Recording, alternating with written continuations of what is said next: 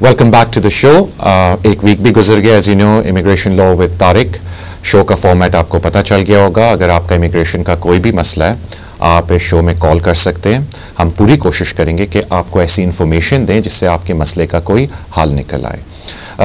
I do apologise कि काफ़ी लोग रिंग करते हैं और बाद में भी बोलते हैं कि जो हमारी कॉल थ्रू नहीं हुई, तो इस वजह से I think during the show आपको कॉन्टैक्ट नंबर भी मिल जाता होगा, और अगर आपने कोई अपॉइंटमेंट बनानी है तो आप उस नंबर पे रिज्यू कर सकते हैं। Can call that number and try to book an appointment. As आपको पता होगा, हर वीक मैं हमेशा ट्राई करता हूँ कि शो में कॉल्स लेने से पहले मैं कोई ऐसा इशू डिस्कस करूँ, कोई ऐसा टॉपिक इमिग्रेशन के रिलेटेड डिस्कस करूँ जिससे आपको कोई ना कोई इन्फॉर्मेशन और फ़ायदा पहुँचे। तो आज जो मैं बात करना चाहता हूँ एविडेंस की। अब देखें, आपको पता है जब आप कोई भी एप्लीकेशन डालते हैं, चाहे वो पॉइंट बेस्ड सिस्टम एप्लीकेशन हो, ह्यूमन राइट्स का क्लेम हो, असाइलम क्लेम हो, या out of point based system आपकी कोई भी एप्लीकेशन इमिग्रेशन रूल की हो, एविडेंस बड़ा इंपॉर्टेंट होता है। अब जो सबसे ज़्यादा मैं लोगों से नोट करता हूँ कि जी हमने एप्लीकेशन डाली बच्चों के 7 साल की बेस पे, तो जी हमारी एप्लीकेशन रिफ्यूज़ होगी, हमें समझ नहीं आ रही। या लोग कहते हैं कि जी हमने एप्लीकेशन डाली स्पाउस वीज़े के लिए और हमारी एप्लीकेशन रिफ्यूज़ हो गई। और apart from other reasons, one of the main issue होता है रीज़न रिफ्यूज़ल का, वो है एविडेंस, क्योंकि लोगों ने वो अप्रोप्रिएट एविडेंस नहीं लगाया जो होम ऑफिस उम्मीद करते हैं।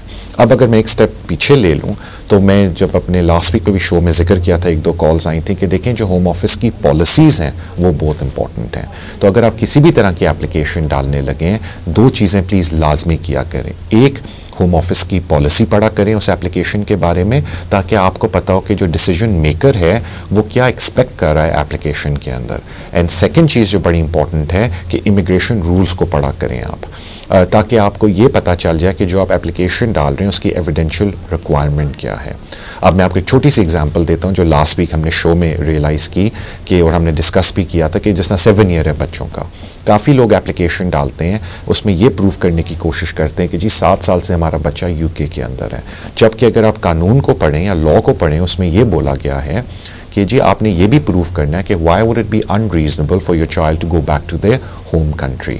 और उसमें बड़े फैक्टर्स हैं जो होम ऑफिस ने कहा हम कंसिडर करेंगे in light of those factors. और उन फैक्टर्स की जो डिस्क्रिप्शन है कि जी बच्चे की एज, उसका कल्चरल बैकग्राउंड, लैंग्वेज, अगर खुदा न खास्ता कोई इलनेस है, couple of other extended family members किधर है, इंटरेस्ट किधर है बच्चे का, अब वो सारे फैक्टर्स उन्होंने अपनी पॉलिसी के अंदर दिए हुए हैं।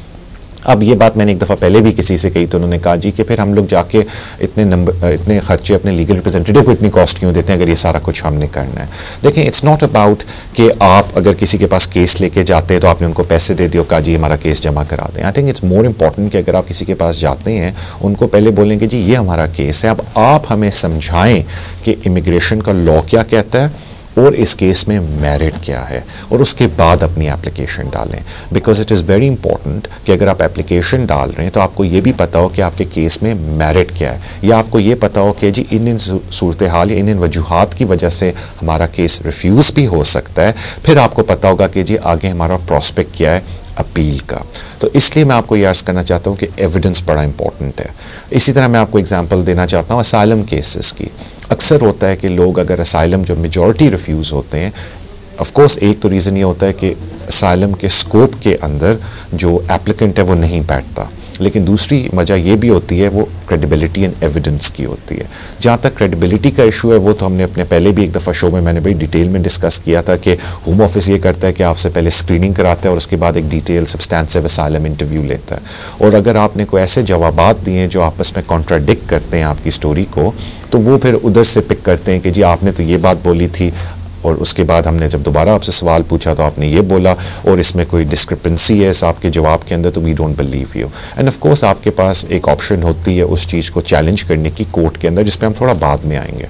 बट कहने का मतलब है कि जो एविडेंस है वो बड़ा इंपॉर्टेंट है। फिर जो लॉ में थोड़ी सी changes I point based system के ऊपर अंडर सेक्शन 85 और 85A, उसमें उन्होंने कहा जी कि अपील्स के दौरान अब आप फ्रेश एविडेंस जमा ही नहीं करा सकते पॉइंट बेस्ड सिस्टम एप्लीकेशंस में। तो और भी बड़ा इंपॉर्टेंट हो गया है अब कि जो लोग पॉइंट बेस्ड सिस्टम एप्लीकेशन डालते हैं, दे मेक श्योर कि एप्लीकेशन की स्टेज के वक्त वो काफ़ी एविडेंस, बल्कि काफ़ी नहीं, प्रॉपर एविडेंस साथ लगाएं ताकि उनके रिफ्यूज़ल के प्रॉस्पेक्ट कम हो। इस तरह जब हम आ जाते हैं ह्यूमन राइट क्लेम के ऊपर, हम आ जाते हैं इमिग्रेशन रूल की applications outside of the point based system, उसमें भी बड़ा इंपॉर्टेंट है कि आप प्लीज़ इमिग्रेशन रूल को पढ़ें, आप उसकी पॉलिसी पढ़ें, या अगर आपने खुद नहीं पढ़नी तो जब आप अपने लीगल रिप्रेजेंटेटिव के दफ्तर में जाते हैं, इंस्टेड ऑफ सेइंग कि जी ये लें पैसे और ये लें जी मेरी एप्लीकेशन जमा करा दें, आप पहले उनसे बोलें कि जी हमें समझाएं, ये हमारा केस है, आप हमें ये बताएं कि कानून क्या कहता है और हमें ये बताएं कि एविडेंस क्या क्या होम ऑफिस मांगता है, ताकि उस हिसाब से आप एविडेंस को पहले प्रिपेयर करें और उसके बाद आप अपनी एप्लीकेशन डालें। तो आई थिंक जो मैं कहने की कोशिश कर रहा हूँ कि प्लीज़ इस चीज़ की इंपॉर्टेंस या तरजीह ना दें कि जी किसी तरीके से हमारी एप्लीकेशन डाल जाए।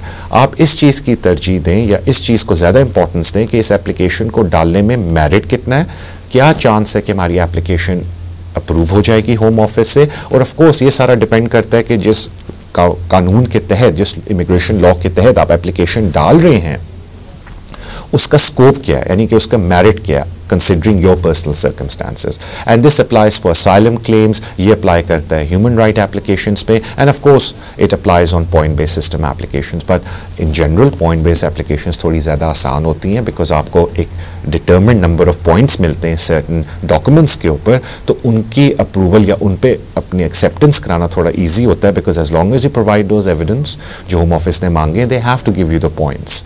अनलाइक जो इमिग्रेशन रूल की एप्लीकेशंस होती हैं और जो other asylum human right claims होते हैं, उनमें जो एविडेंसेस होते हैं होम ऑफिस उनको डिस्प्यूट भी कर सकता है। तो ये तो बात आ गई एविडेंस की। तो सो जो मैं आपको आज एक बात बताने की कोशिश इन नटशेल कर रहा था कि किसी भी एप्लीकेशंस में, कोई भी आप तरह की एप्लीकेशन डालते हैं होम ऑफिस में, एविडेंस इज़ वेरी इंपॉर्टेंट। उसके लिए बड़ा ज़रूरी है कि आप अपने लीगल रिप्रेजेंटेटिव के साथ बैठ के पूरे केस को डिस्कस करें, उनके साथ बैठ के होम ऑफिस की पॉलिसी डिस्कस करें, उनके साथ बैठ के इमिग्रेशन रूल को डिस्कस करें, ताकि आपको एग्जैक्टली पता हो कि कौन कौन से नुक्ते हैं जो आपकी एप्लीकेशन के अंदर कवर होने चाहिए। अब आ जाते हैं हम अपील्स के ऊपर। अब आपको पता है कि अगर आपने कोई एप्लीकेशन डाली है तो दो आउटकम है। एक तो आउटकम ये है कि होम ऑफिस कहेगा थैंक यू वेरी मच और कंग्रेचुलेशंस, हमने आपकी एप्लीकेशन अप्रूव कर दी है, एंड देन दैट्स फाइन। एक और इशू हो सकता है जिसमें जो आपको पता है कि सबसे ऐसा इशू है जो सारे डरते हैं कि जी अगर होम ऑफिस ने आपकी एप्लीकेशन रिफ्यूज़ कर दी ना, रिगार्डलेस ऑफ कि ये आपने एप्लीकेशन पॉइंट बेस्ड सिस्टम में डाली थी, आपने इमिग्रेशन रूल के तहत डाली थी, या आपने outside asylum claim, human rights claim, उसका थोड़ा सा प्रोसीजर डिफरेंट है, मैं उस पर भी अभी आता हूँ। प्रिंसिपल जो बेसिक है जनरल इन्फॉर्मेशन के लिए कि जब आपने एप्लीकेशन डाली थी, अगर आपके पास वैलिड वीज़ा था और आपने एप्लीकेशन डाली और ड्यूरिंग दिस प्रोसेस जब तक होम ऑफिस ने आपकी एप्लीकेशन का डिसीजन नहीं लिया है और उस प्रोसेस के दौरान आपका वीज़ा एक्सपायर हो गया, आपकी फिर भी लीव, जिसको हम बाय लॉ कहते हैं एक्सटेंट लीव, वो बिल्कुल लीगल है, बिकॉज होम ऑफिस ने इतना टाइम लगाया कि आपका वीज़ा एक्सपायर हो गया। लेकिन एज लॉन्ग एज आपने application before the expiration of the visa डाली थी और होम ऑफिस उसके बाद आपकी एप्लीकेशन रिफ्यूज़ करता है, then they will give you in country right of appeal. अब जारी बात है थोड़ा जो कानून में चेंजेस आई हैं कि कटेलमेंट हो जाए या स्टूडेंट को एंट्री क्लियरेंस रिफ्यूज़ हो तो उसमें थोड़े से, या असाइलम अनसर्टिफाई कर दें तो उसमें थोड़े से डिफरेंट रूल्स अप्लाई होते हैं। मैं उनकी उतनी डिटेल में नहीं जाना चाहता, मैं आपको एक जनरल इन्फॉर्मेशन देना चाहता हूँ प्रिंसिपल के ऊपर। अब उन्होंने आपको इन कंट्री राइट ऑफ अपील देते हैं। जो इन कंट्री राइट ऑफ अपील है वो आप जाके फर्स्ट ईयर ट्राइब्यूनल में एक्सरसाइज करते हैं, जिसमें एक इंडिपेंडेंट जज होता है और वो आपका केस सुनता है और आप उसको ये बोलते हैं कि जी अकॉर्डिंग टू द लॉ और ये एविडेंस जो मैंने होम ऑफिस को दिया था, इसकी मद्देनज़र होम ऑफिस ने गलत डिसीजन लिया। और जारी बात है कि आपके पास ऑप्शन होती है कि आप उस वक्त फर्स्ट ईयर ट्राइब्यूनल में फर्दर एविडेंस भी जमा करा सकें in response to the home office decision refusal का। लेकिन उसमें एक लिमिटेशन है जो मैंने आपको बोला अंडर सेक्शन 85 और 85A जो बाद में इंट्रोड्यूस हुआ है कि अगर आपकी एप्लीकेशन पॉइंट बेस्ड सिस्टम से रिलेटिव है तो रिलेटेड है तो उस सूरत में आप फर्दर एविडेंस नहीं दे सकते। लेकिन जो बाकी एप्लीकेशंस हैं उसमें in response to the home office refusal आप फर्दर एविडेंस दे सकते हैं। तो इसलिए अब आ जाते हैं फर्स्ट ईयर ट्राइब्यूनल की हियरिंग। ये बहुत ही क्रूशल हियरिंग होती है क्योंकि इसमें एक इंडिपेंडेंट जज होता है एंड दे और ही और she has to make a decision आपकी एप्लीकेशन के मेरिट के ऊपर कि आपकी एप्लीकेशन आर्ग्यूबल है या नहीं, या ही हैज़ टू डिसाइड कि आप इमिग्रेशन रूल या होम ऑफिस की किसी पॉलिसी पे पूरा बैठते हैं या नहीं, और आपकी अपील सक्सीड होनी चाहिए या नहीं। अब जारी बात है जो लोग इस प्रोसेस से गुजर चुके हैं उनको ये भी पता है कि अगर खुदा न खास्ता फर्स्ट स्टेट ट्राइब्यूनल में आपकी एप्लीकेशन रिफ्यूज़ हो जाए, आपकी अपील रिफ्यूज़ हो जाए, तो आपके पास ऑप्शन है कि फिर आप रिव्यू परमिशन एप्लीकेशन डाल सकते हैं फर्स्ट स्टेट ट्राइब्यूनल में अपर ट्राइब्यूनल के लिए, बिकॉज अब जो tribunal system immigration and asylum का वो फर्स्ट स्टेट ट्राइब्यूनल और अपर स्टेट ट्राइब्यूनल के अंदर डिस्ट्रीब्यूट हो गया और फिर उसके ऊपर कोर्ट ऑफ अपील बैठती है। अच्छा, अब इम्पॉर्टेंट बात यह है कि जो लोग रिव्यू के अंदर फिर जाते हैं, यानी कि उनका अगर एप्लीकेशन रिफ्यूज़ होगी है फर्स्ट स्टेट ट्राइब्यूनल से ओरल हियरिंग के बाद, और वो फिर आगे जाके उस डिसीजन का रिव्यू चाहते हैं, फर्स्ट स्टेट ट्राइब्यूनल में एप्लीकेशन डालते हैं एरर ऑफ लॉ की, तो उधर एक इंपॉर्टेंट चीज़ है कि आप नया एविडेंस नहीं डाल सकते अनलेस कोर्ट आपको परमिशन अलाउ करके आपको फर्दर परमिशन दे कि आपने एविडेंस डाल दें। यानी कि इन अदर वर्ड्स आप ये मैं आपको बताने की ट्रेल में कोशिश कर रहा हूँ कि एविडेंस कितना इंपॉर्टेंट है, क्योंकि फर्स्ट स्टेट ट्राइब्यूनल तक तो इजाज़त मिल जाएगी आपको, लेकिन जब आप और खुदा न खास्ता आप अपना केस हार गए तो फिर एरर ऑफ लॉ के ऊपर आपने अगले ट्राइब्यूनल में जाके अपना केस जीतना है। यानी कि आप ये नहीं कह सकते जी जज ने क्योंकि इस एविडेंस के बारे में ये बोला, ये ले जी नया एविडेंस और हमारी अपील अलाउ कर दें। नो, उसके लिए आपके पास कोई और रेमेडी होनी चाहिए। तो मेरा जो बताने का मकसद था कि evidence is very very important in any application, और जो मैं कभी कभी देखता हूँ कि लोग बड़ा निगलेक्ट कर देते हैं एविडेंस को। लोगों की जो नंबर वन प्रायोरिटी होती है कि जी बस कोई एप्लीकेशन डाल जाए हमारी। आई थिंक जबकि नंबर वन प्रायोरिटी जो मैंने भी शो की थोड़े पहले भी बोला होनी चाहिए कि जी हमारे केस में मेरिट कितना है, और अगर हम अपने केस को इन एविडेंस के साथ डालेंगे कितनी हद तक हम कानून के दायरे में आ जाते हैं, scope of the immigration rule में हम बैठते हैं। तो इट वॉज वेरी इंपॉर्टेंट कि मैं इस चीज़ का आपको मेंशन करूं और मैं आपको बताऊं कि कितना इंपॉर्टेंट है। मैं बार बार एविडेंस इसलिए बोल रहा हूं कि अक्सर एप्लीकेशंस मैंने देखी हैं रिफ्यूज़ होती हैं due to lack of evidence. अच्छा जी, ये तो कवर हो गया। मैंने आपसे जिक्र किया एप्लीकेशंस का, मैंने आपसे जिक्र किया एविडेंस का, which was very very crucial. मुझे बताया जा रहा है कॉलर भी हैं जो थोड़ी देर से वेट करें। Will try taking this call. Hello,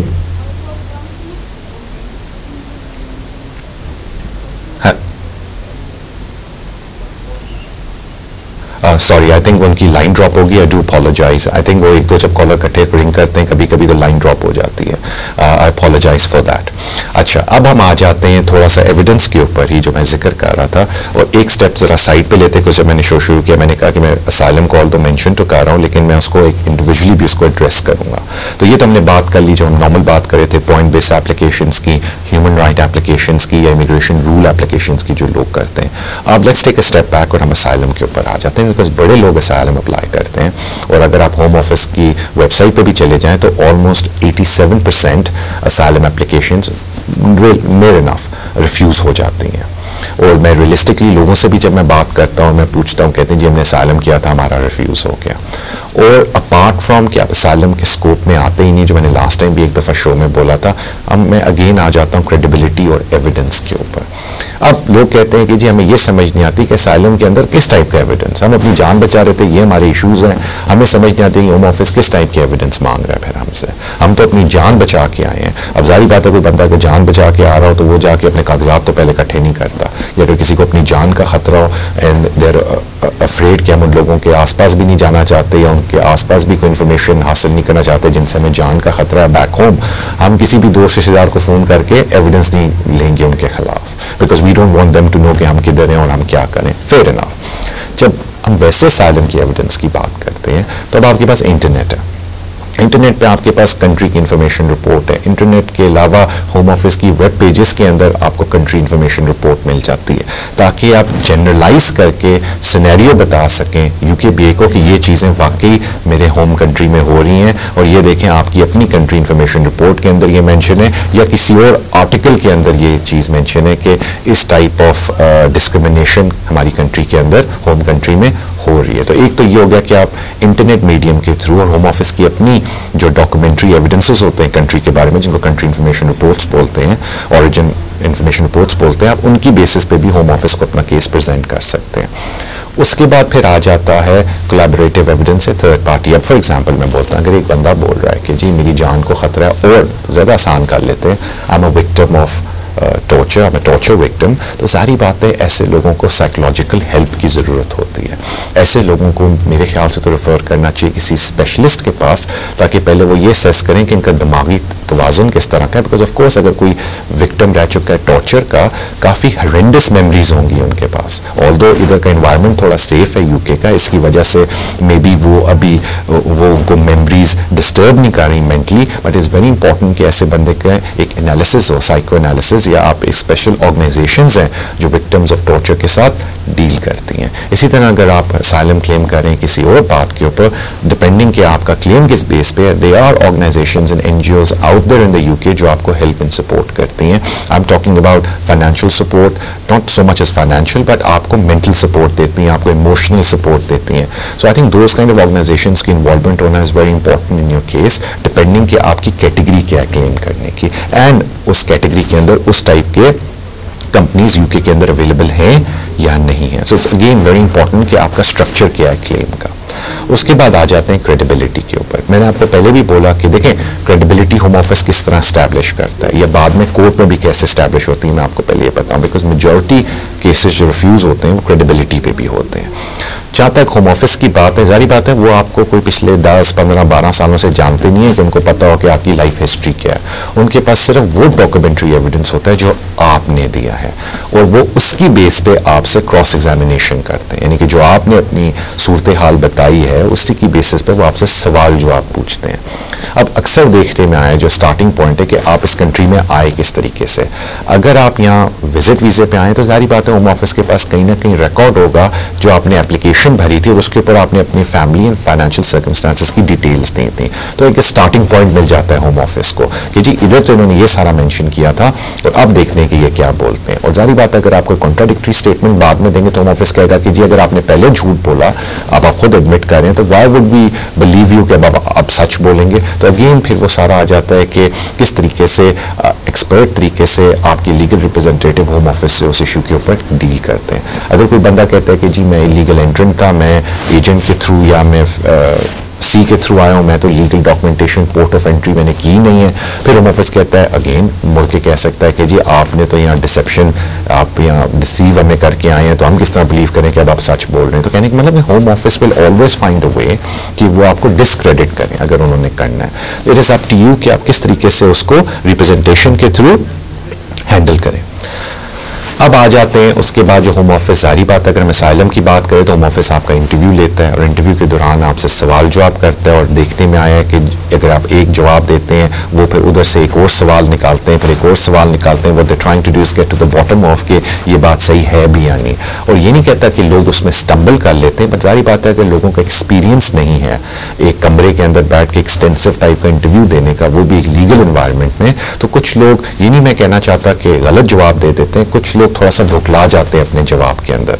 और जो मैं नंबर 1 गलती महसूस करता हूं लोगों में वो ये है कि वो समझते हैं कि क्योंकि होम ऑफिस वाले हमसे एक सवाल पूछ रहे हैं हमें हर हाल में इसका जवाब देना है, इंस्टेड ऑफ सेइंग कि मुझे नहीं पता या जेन्युइनली मुझे इसका आंसर नहीं आता, they try to make an answer ताकि होम ऑफिस को प्लीज कर सकें। वो उधर से देखने में आया कि हालात थोड़े से खराब होने शुरू हो जाते हैं। तो I think it is very important कि आप इस बात को ना ज़्यादा फिक्र करें कि अगर होम ऑफिस ने एक सवाल पूछा हमें हर हाल में उसका जवाब देना है। आई थिंक एक कॉलर भी है फोन पे, we'll try taking him on.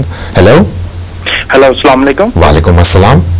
जी शहजाद साहब, मेरा एक सवाल है आपके साथ। एक्चुअली मैं ऑलमोस्ट 10 ईयर से इस कंट्री में हूँ। अभी रिसेंटली मैंने लास्ट ईयर एप्लीकेशन की थी FLRO की, ठीक है, और वो उन्होंने रिजेक्ट कर दी। लेकिन उसके बाद मैंने जनवरी में शादी कर ली एक असाइलम सीकर पाकिस्तान से। तो अभी 3 महीने पहले मैंने उनको रिक्वेस्ट की थी, तो उन्होंने 3 महीने पहले उन्होंने मुझे लेटर भेजा है कि हम आपकी रिकंसिडरेशन करते हैं। मुझे ये पूछना था कि इसके कोई टाइम पीरियड होता है या मैं कोई MP से कांटेक्ट करूं, क्योंकि अभी मैं शादीशुदा हूं, मुझे काम करने का अलाउ भी कोई नहीं किया इन्होंने, क्योंकि हालात कुछ ज़्यादा अच्छे नहीं है क्योंकि स्टेटस ना होने की वजह से। मैं आपकी बात समझ रहा हूं, बड़ी मेहरबानी। देखिए मैं उसमें तो नहीं जाऊंगा, मेरे ख्याल से आपको समझ आ गई कि आपने असाइलम सीकर के साथ शादी करके अप्लाई की थी एप्लीकेशन। तो जाहिर बात है कि होम ऑफिस अब आपकी जो इनिशियल एप्लीकेशन दी जो FLRO थी, आपने अपने सर्कमस्टांसेस चेंज किए तो होम ऑफिस अब आपको कह रहा है कि जी रिकंसिडरेशन में विल टेक सम टाइम। अच्छी बात है कि होम ऑफिस ने आपसे कॉरेस्पॉन्डेंस की है। अब जहाँ तक टाइम फ्रेम का बात आ जाती है तो अनफॉर्चुनेटली इस वक्त रिकंसिडरेशन जो कम्प्लेक्स केसेस होते हैं जिनमें इस टाइप का कि आपकी वाइफ असाइलम सीकर है, उनको रेफ्यूजी स्टेटस मिला होगा और आप अंडर ह्यूमन राइट्स क्लेम कर रहे हैं, तो इसमें थोड़ा सा टाइम लगाता है home office. You looking at ideally at least 7 to 8 months minimum. ये मैं ये नहीं कह रहा कि होम ऑफिस किसी वेबसाइट पे लिखा हुआ है, ये मैं आपको उस तरह बता रहा हूँ जो आजकल मैं एक्सपीरियंस कर रहा हूँ होम ऑफिस के साथ। जहाँ तक अगर आप चाहते हैं कि थोड़ी जल्दबाजी हो जाए इसके अंदर तो आपके पास 2 सोल्यूशन है। सोल्यूशन नंबर 1 तो ये है कि आप अपने MP के पास जाएं अपनी वाइफ के साथ और MP को बोलें कि होम ऑफिस को खत लिखे। मैंने पहले भी शो में कहा था कि होम ऑफिस का MP लिएजॉन डिपार्टमेंट है जो MP के साथ कॉरेस्पॉन्डेंस करता है and within about 21 days they do write back to the MP। और वो कभी कभी स्टैंडर्ड जवाब देते हैं, लेकिन एटलीस्ट ये होता है कि आपकी फाइल को किसी ने देखा होता है। और अगर उसके बाद भी महीने में कुछ ना वापस MP के पास चले जाएं और बोले नहीं जी, आप हर हाल में होम ऑफिस वालों को रिक्वेस्ट करें कि वो डिसीजन दे मेरी एप्लीकेशन का, और उसके अलावा होम ऑफिस को डायरेक्ट भी खत लिख सकते हैं। तो एक तो ऑप्शन आपके पास ये है। सेकेंड ऑप्शन आपके पास ये डिपेंडिंग ऑन कि आपने जो रिकंसिडरेशन की थी वो फ्रेश क्लेम किया था या रिकंसिडरेशन की थी। बिकॉज अगर आपने फ्रेश क्लेम किया था तो फिर आप ये भी कर सकते हैं कि होम ऑफिस के रिपोर्टिंग सेंटर में फ़ोन करके कह सकते हैं कि जी मैंने फ्रेश क्लेम डालना है और मुझे आप रिपोर्टिंग पे लगाना शुरू करते हैं। बिकॉज एक जनरल कंसेप्शन है कि जी अगर मैं रिपोर्ट करूंगा तो होम ऑफिस को, क्योंकि मैं हर मंथ जाके शक्ल दिखा रहा हूँ, तो इट इज़ अ पॉसिबिलिटी कि होम ऑफिस बड़ी जल्दी decision they they. But again इसमें कोई क्लेम में किसी की कोई गारंटी नहीं है, but that is another option. And of course the last option जो मैंने भी 2 बोले थे, 3 एक्चुअली, कि आप होम ऑफिस को लीगल धमकी दे दें कि जी अगर आपने हमारा डिसीजन नहीं दिया इस टाइम के अंदर तो मैं हाई कोर्ट से जाके आपके खिलाफ ये इंसिस्ट करूंगा जज को कि वो लिख के दे कि जी मेरे खिलाफ डिसीजन दे। बट वही फिर बात आती क्वाइट ऑनेस्टली कि एक डिसीजन के लिए आप हाई कोर्ट जा रहे हैं, इतनी कॉस्ट लगा रहे हैं, तो बेहतर है पहले 2 में से एक ऑप्शन करें, और उससे भी बेहतर है पहले ऑप्शन करें जो MP का है। Thank you for your call. अगले कॉलर की तरफ चलते हैं। हेलो हेलो, सॉरी मुझे बताया जा रहा है कि वो कॉलर ड्रॉप हो गए। तो अगेन हम बात कर रहे थे एविडेंस के ऊपर, अब हम बात कर रहे थे क्रेडिबिलिटी के ऊपर। तो जिस तरह मैंने आपको बोला कि होम ऑफिस के पास इंटरव्यू नोट्स होते हैं जिनको वो देख के हम असाइलम की ऑफकोर्स हम उस टॉपिक के ऊपर बात कर रहे थे कि होम ऑफिस के पास इंटरव्यू नोट्स होते हैं और वो इंटरव्यू नोट्स के ही थ्रू असेस करते हैं कि जी बंदे का क्लेम कितना क्रेडिबल है। और उसके बाद मैंने जिक्र किया जो कोलैबोरेटिव एविडेंस आता है, मैंने आपको अगेन में समराइज कर देता हूँ कि इंटरनेट के ऊपर आपको काफ़ी एविडेंस मिल जाता है। होम ऑफिस की जो अपनी policy, country origin information reports हैं उनसे एविडेंस मिल जाता है। और उसके अलावा आप रिसर्च करके भी और एविडेंस दे सकते हैं, क्योंकि होम अक्सर डिपेंडिंग ऑन कि आपका केस किस नौयत का है काफ़ी आपको आर्टिकल्स मिल जाते हैं। एंड ऑफ कोर्स आप किसी स्पेशलिस्ट के पास जा सकते हैं या किसी ऑर्गेनाइजेशन के पास जो इस टाइप के क्लेम्स के साथ डील करता है, and they can give you some moral and emotional support. ये मैं लीगल स्पेशलिस्ट की बात नहीं कर रहा, मैं बात कर रहा हूँ ऐसी ऑर्गेनाइजेशन जो स्पेसिफिक टाइप के क्लेम के साथ डील करते हैं। सो इट्स वेरी इंपॉर्टेंट कि आपको सही गाइडेंस मिली हो इस मामले के अंदर। अब आ जाते हैं हम, अगर आप कोर्ट में जाते हैं और जज आपको बोलता है कि जी ही और she did not find your credible witness. Again मैंने आपको बोला कि जो नंबर 1 रीज़न मैं देखता हूँ, जो मैंने अभी कॉल से पहले जिक्र भी किया, कि लोग जिस तरह होम ऑफिस से अगर कोई सवाल पूछते हैं होम ऑफिस और जनरली उसका कोई जवाब नहीं है और बंदे को ये जो एप्लीकेंट है उसको उसका जवाब सही पता ही नहीं आंसर, वो फिर भी ट्राई करते हैं कि हम होम ऑफिस को प्लीज़ करने के लिए कोई ना कोई जवाब दे दें और वहाँ से गलतियाँ शुरू होती हैं। सेम थिंग मैंने देखा है कोर्ट के अंदर कि अगर जज ने कोई सवाल पूछा है, rather than being very honest और जज को मुड़ के बोलें कि नहीं जी हमें इसका कोई जवाब नहीं पता या आई डू नॉट नो इस सवाल का मतलब क्या, या प्लीज़ अपना सवाल दोबारा पूछें, लोग ट्राई करते हैं कि हर हाल में हम जज को जवाब दे दें। तो I think it's very important कि रादर देन आप ये बोलें कि जी हम हर हाल में जवाब दें, यू शुड आंसर करेक्टली। अगर आपको सवाल समझ नहीं आया, आप बोलें जी मुझे सवाल बिल्कुल समझ नहीं आया, दोबारा पूछें। अगर उसका आपके पास कोई जवाब नहीं है तो बेधड़क होकर पूछें कि जी कोई मेरे पास इस चीज़ का जवाब नहीं है, आई एम वेरी सॉरी। क्योंकि रादर देन अगर आप मजबूर होकर कोई जवाब दें जो कि मे बी इनएक्यूरेट इन्फॉर्मेशन हो, बेहतर है कि आप कोई इन्फॉर्मेशन ना दें। इसका ये मतलब नहीं है कि आप बिल्कुल ही कुछ ना बोलें, बट सच्चे दिल से बोलें, सच बात करें, बिकॉज उसका ये फ़ायदा होगा कि होम ऑफिस भी कम गलतियाँ आपकी निकाल सकेगा, और जजेस जिनका इतना एक्सपीरियंस होता है कोर्ट के अंदर, because they do this for a living, वो भी देख लेते हैं बंदे को असेस करके कि ये बंदा सच बोल रहा है और he is trying to find an answer in his mind in 4-5 second के अंदर, जिसमें वो ट्राई कर रहा है कि कुछ ना कुछ दिमाग में सोच के जवाब देता है। तो इसलिए credibility becomes a major issue, और आई होप जो मैंने आपको अभी इंफॉर्मेशन दी है, अगर कोई इस प्रोसेस से गुजरे या गुजरने लगा हो, उनको ये फ़ायदा मंद हो। नाउ मूविंग फॉरवर्ड, हम बात कर रहे थे एप्लीकेशंस की, हम बात कर रहे थे यूकेबी की पॉलिसी की। अब मैंने आपको बड़ा आज इंसिस्ट किया और मैं बाबा कह रहा हूँ कि पॉलिसी उनकी ज़रूर पढ़े। मैंने पहले भी मेंशन किया अपने शोज़ के अंदर कि जी उनकी पॉलिसी ज़रूर पढ़ा करें। अगेन मैं वही बात बोलता हूँ, अगर किसी ने सुनी नहीं, कि अक्सर लोग मुझे मुड़ के कहते हैं कि जी हम अगर किसी लीगल रिप्रेजेंटेटिव के पास जाते हैं तो हम अगर पॉलिसी पढ़नी है तो हम उसको क्या चीज़ का पैसा दे रहे हैं। देखिए that is not the correct approach. Case आपका है, ज़िंदगी आपकी, और आपके केस से बड़े जानों का ताल्लुक होता है, बैकग्राउंड के अंदर बड़े लोगों का। तो इट्स वेरी इंपॉर्टेंट कि आप तहम्मुल से बैठ के लीगल रिप्रेजेंटेटिव के दफ्तर में पहले केस का मेरिट डिस्कस करें। इस चीज़ में जल्दबाजी ना करें कि जी हमारा केस लें और एप्लीकेशन डाल दें आप, या इस बात की जल्दबाजी ना करें कि जी ये हमारा केस है, आप बताएं कौन से डॉक्यूमेंट्स चाहिए ताकि मैं आपको प्रोवाइड कर दूँ। Discuss the case. अगर कोई आपको डॉक्यूमेंट की लिस्ट भी देता है, आप अपनी तरफ से भी इमिग्रेशन रूल्स एक दफ़ा गो थ्रू उनके साथ कर लें, क्योंकि क्या पता कोई ऐसी चीज़ आपको उसमें से पता चल जाए फॉर यू। आई थिंक एक और कॉलर है, will try taking a call. Hello, वालेकुम अस्सलाम। जी मेरा सवाल ये है कि हम लोगों को आज से तकरीबन मतलब इस जनवरी में हमें 3 ईयर हो जाएंगे, हम लोगों को डिस्क्रिशनरी लीव मिली है। इस जनवरी 2015 में डिस्क्रिशनरी लीव को आपको 3 साल हो जाएंगे, ये आपने बोला? जी okay. जी जी जी। तो जनवरी में तो हमने दोबारा अप्लाई करें, तो ये पूछना था कि अब हमें फिर वो 3 ईयर की डिस्क्रिशनरी लीव देंगे या हमें इंडेफिनिट भी दे? ठीक है, मुझे सर आप ये बता दें, आपको डिस्क्रिशनरी लीव असाइलम के बाद मिली थी या वैसे मिली थी? नहीं, हमने वैसे ही केस डाला था ह्यूमन राइट्स के ऊपर। Alright ma'am, thank you thank you.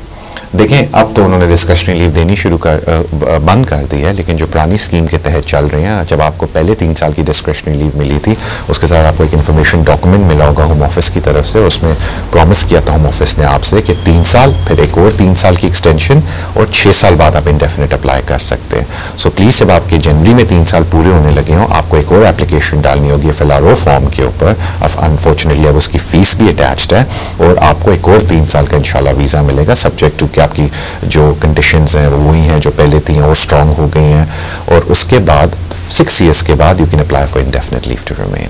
There is another call, उनको लेने की कोशिश करते हैं। हेलो हेलो, यस जी, अस्सलाम वालेकुम। अस्सलाम वालेकुम जी। Is law and life? आप बिल्कुल इमिग्रेशन शो में लाइव कॉल आपने की है। अगर आपका कोई इमिग्रेशन से सवाल है रिलेटेड, तो आई ट्राई माय बेस्ट कि आपको कोई इन्फॉर्मेशन दे सकूं। Hello hello, yes sir. जी अपना सवाल पूछिए। हेलो, मैं आपकी आवाज सुन सकता हूँ, अपना सवाल पूछिए। एक्चुअली मैं 2010 में आया था यहाँ इंग्लैंड, जी, यूके में एज अ स्टूडेंट वीजा। तो उसके बाद मैं जैसे कॉलेज मैंने ज्यादा गया नहीं, तो जब मेरा वीजा खत्म होने वाला था उससे 2 months before I put my case as a human rights. तो ह्यूमन राइट्स मैंने लगा दिया, फिर आफ्टर 1 year वो जो रिफ्यूजल का है वो जो आ गया, तो आगे फिर मैंने फर्दर केस के लिए मैंने अप्लाई किया। बट तब मैंने यहाँ की ब्रिटिश गर्ल के साथ मैंने ओके। तो अभी हमने केस लगाया हुआ है, तो जो एज ए ह्यूमन राइट्स के मेरे जो सोलिसिटर उसने लगाया हुआ केस, बट उसमें हमने जो पैसे शो किए हैं वो उसने 18,600 पाउंड वो नहीं शो किया। तो वो कह रहा है आपका उसने जो केस लगाया हुआ है ऐसे फैमिली रिलेशनशिप ऐसे कुछ लगाया हुआ है, तो उसके साथ मैंने शादी कर ली थी, तो वो हमने केस लगाया हुआ है। तो उसमें ना तो मेरा वो जो इंग्लिश स्पीकिंग कोर्स है B1 वो भी नहीं उसने लगाया, और ना ही दूसरा क्या कहते हैं जो मेरी वाइफ की सैलरी वो है 17,645 लाइक 50 पाउंड कम है 18,000 से। आपका सवाल क्या है मेरे भाई? सो इसका क्या प्रोसीजर क्या निकलेगा? वो एज ए उसने फैमिली रिलेशनशिप ऐसे कुछ मतलब उसने जो केस लगाया है। मैं आपको बता देता हूँ, क्योंकि मैंने ह्यूमन राइट्स का केस लगाया था ना, इसलिए मैं आपको बता देता हूँ। पहले तो मैं आपको थोड़ी सी बात समझा दूँ। देखें, होता ये है कि जब आप किसी ब्रिटिश से यहाँ शादी करते हैं या इंडेफिनिट लीव टू रिमेन वाले बंदे के साथ या बंदी के साथ, तो आप with in the immigration rule apply करते हैं। With in the immigration rule उसमें कुछ कंडीशंस हैं, जिनमें से एक तो ये कि आपने 28 डेज से ज़्यादा ओवरस्टे ना किया हो, और ऑफ कोर्स सेकंड कंडीशन है financial requirement, apart from relationship कि जी आपकी जनमन शादी हुई है, बट फाइनेंशियल रिक्वायरमेंट्स में 18,600 आ जाता है। अब अक्सर देखने में आया कि कुछ लोग ब्रिटिश स्पाउस के साथ शादी करते हैं, या बिकॉज वो कोई एक इमिग्रेशन रूल की कंडीशन को मीट स्पेसिफिकली नहीं कर सकते, जो मेनली देखने में आया है इमिग्रेशन स्टेटस, यानी कि जी या तो वो उनका स्टे 28 से ऊपर डेज से ऊपर हो चुका होता है, या फाइनेंशियल रिक्वायरमेंट देखने में आया है कि जो उनका जो स्पाउस है वो 18,600 को मीट नहीं करता, तो वो लोग फिर रिलाई करते हैं एक्सेप्शन के ऊपर, यानी कि आप उसको ह्यूमन राइट एप्लीकेशन बोल लें या वो देख लें कि कानून में उसको क्या कहते हैं, जहाँ तक UKBA की बात है उसको एक्सेप्शन बोलते हैं। जब आप एक्सेप्शन के ऊपर अप्लाई करते हैं तो फिर ये चीज़ें मैटर नहीं करती कि जी आपका इमिग्रेशन स्टेटस क्या था, ये चीज़ मैटर नहीं करता कि वो 18,600 कमा रही है या नहीं आपकी स्पाउस। फिर ये मैटर करता है आया आपका कोई बच्चा है जो कि ब्रिटिश सिटीजन है और वो आपके साथ इधर रह रहा है, या कोई और बच्चा है जिसको 7 साल हो गए इस कंट्री के अंदर, या उससे ज़्यादा इंपॉर्टेंट ये मैंशन करना है, क्योंकि आई थिंक आपने बच्चा होता आपने जिक्र कर दिया होता, ये कि व्हाट इनसमाउंटेबल ऑब्स्टिकल्स आर देयर कि आपकी वाइफ आपके साथ पाकिस्तान जाके नहीं रह सकती। I am assuming you from Pakistan या इंडिया से, तो आपकी बस बेसिकली होम कंट्री में जाके क्यों नहीं रह सकती। तो आपने बड़ा अच्छा सवाल किया कि जी मैरिड क्या है इस केस के अंदर। तो जहाँ तक पहला सवाल का जवाब था वो आपको समझ आ गई कि मैंने आपको मेंशन अभी किया है कि क्यों उन्होंने ह्यूमन राइट या एक्सेप्शंस रूल के अंदर अप्लाई किया, because one of the conditions आप मीट नहीं कर सक रहे। फिर सेकंड आपका जो सवाल था मेरे से कि मैरिड क्या, अगेन वो सारा डिपेंड करता है कि आपने एविडेंस क्या लगाया ये बताने के लिए कि ये इनसमाउंटेबल ऑब्स्टिकल्स हैं जिसकी वजह से मेरी वाइफ होम कंट्री नहीं जा सकती। अगर आपने वो तगड़ा एविडेंस लगाया तो मैं कहूँगा आपका केस काफ़ी आर्ग्यूबल है, यानी कि अगर होम ऑफिस नहीं भी मानेगा तो आप कोर्ट में जाके अच्छे तरीके से लड़ सकते हैं कि देखिए हमने इतना तगड़ा एविडेंस लगाया इनसमाउंटेबल ऑब्स्टिकल्स के ऊपर। So I wish you all the best. एक और कॉलर है लाइन पे, हम उनको लेने की कोशिश करते हैं। हेलो हेलो हेलो जी, अस्सलाम वालेकुम। बिल्कुल खैर से, थोड़ा ऊंचा बोलिएगा। I am listening. हाँ जी एक्चुअली मैं 2005 में आया था जी यहाँ पे जी, इलीगली है ना। ठीक है। अभी मैं एक इंग्लिश लड़की के साथ शादी करना चाहता हूँ जी। जी, और मेरा सवाल ये है कि मुझे क्या इंडिया जाना पड़ेगा वापस, और क्या ओके, अच्छा आपको वापस जाना पड़ेगा, आप ये पूछना चाह रहे हैं? हाँ जी। ऑलराइट, थैंक यू जी। देखिए आपने बड़ा अच्छा एक सवाल पूछा, लेकिन आई थिंक आप बैकग्राउंड में एक चीज़ भूल गए, मैं आपको याद दिला देता हूँ।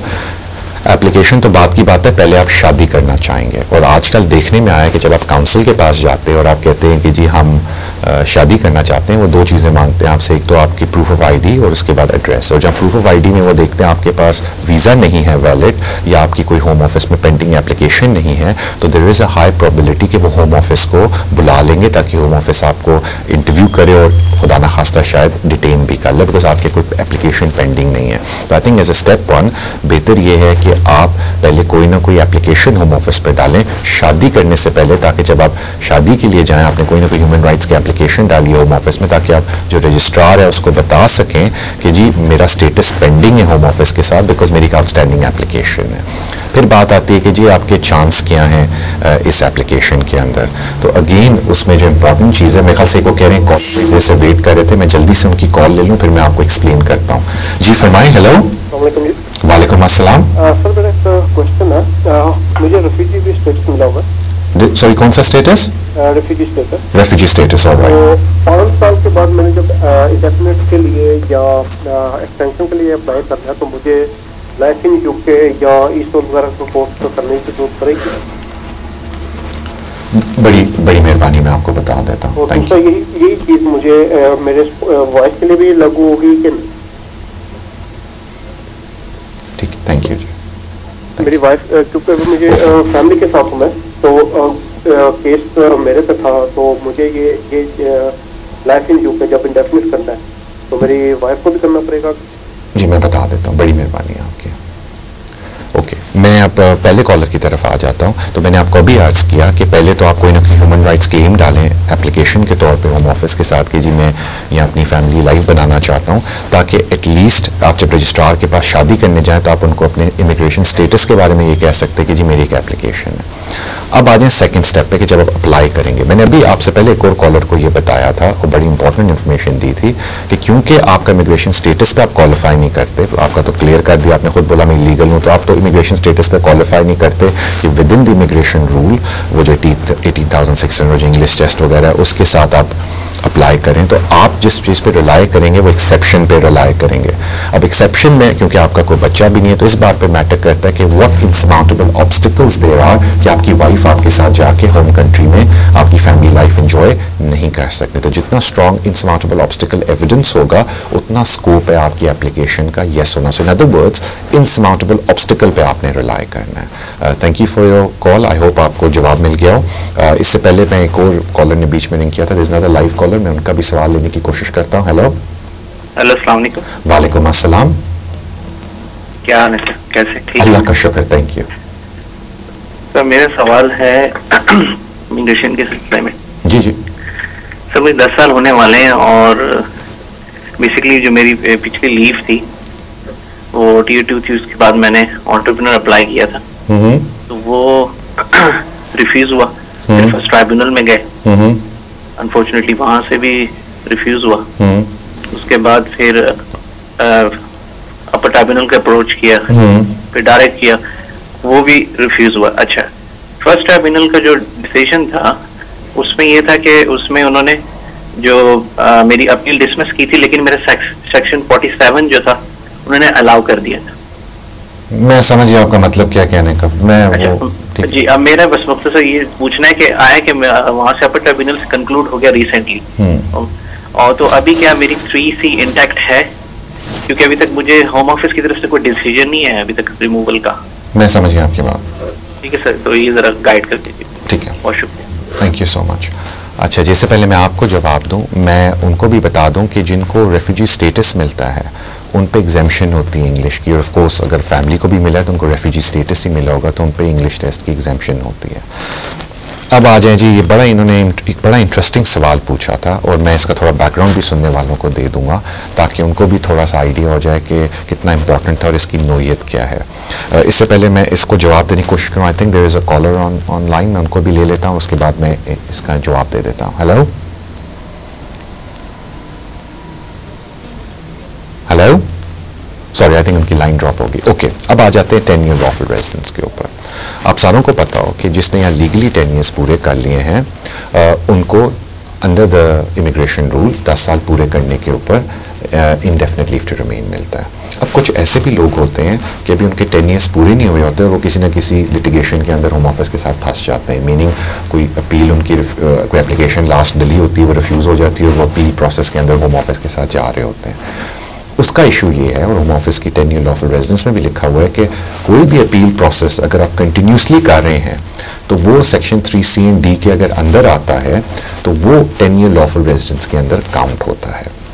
तो पहली बात तो ये आ जाती है कि ये जो भी आपने अपना पीरियड 10 ईयर का जिक्र किया था, मुझे एग्जैक्टली नहीं पता आपके 10 ईयर कब पूरे हो रहे हैं, लेकिन जब तक आपका अपील प्रोसेस चलता रहेगा आप लॉफुली इस कंट्री के अंदर हैं तो आप फिर, लेकिन उसमें अनफॉर्चुनेट बात है कि किसी एक स्टेज पे जाके आपको होम ऑफिस के साथ डील मारनी पड़ेगी कि जी अब मैं इधर से विड्रॉ करके 10 ईयर लॉफुल डाल रहा हूँ। तो इट इज़ वेरी इंपॉर्टेंट कि अगर आपका अपर ट्राइब्यूनल से भी रिफ्यूज़ हो और आपकी अभी तक पीरियड लैप्स नहीं हुआ तो आप कोर्ट ऑफ अपील में भी जाएँ और वहाँ जाके होम ऑफिस से फिर एग्रीमेंट करने की कोशिश करें। अब मुझे ये नहीं पता कि आपके केस में मेरिट क्या है।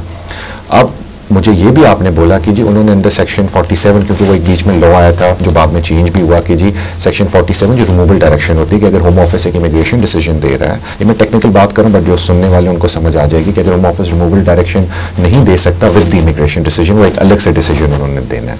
तो अब आप, मैं समझ गया आप ये कहने की कोशिश कर रहे हैं कि जी क्योंकि मेरा सेक्शन 47